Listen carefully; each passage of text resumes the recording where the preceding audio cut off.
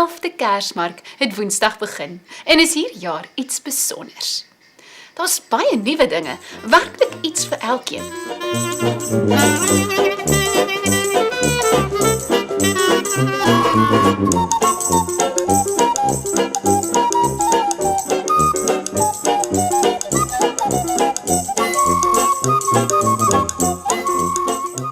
Ons is hier by die ingang van die Kersmark van Welwe Uitsig en Dominee Theo het net vir my gevra om vir dit te verduidelik. Ons het hierdie jaar probeer om weer die ware betekenis van Kersfees te weerspieël hierso. Soos julle kan sien, hier's woorde liefde, vreugde, vrede en dis nou wel nie 'n tradisionele Kersboom nie, maar ons het die boom ook 'n bietjie probeer inbring. Ek is Madeleine Meyer vir Uitsig Nuus.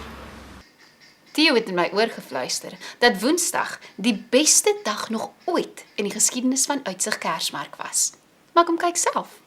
Die Kersmark is oop op weekdae vanaf 10:00 tot 8:00 en Saterdae vanaf 10:00 tot 5:00.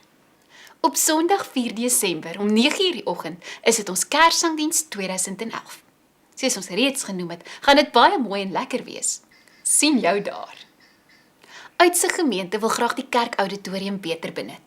En op Sondag 4 Desember om 7:30 die aand skop ons af met 'n hoogstaande produksie. 'n Kerssangfees saam met Dani Niehaus en ander bekende kunstenaars.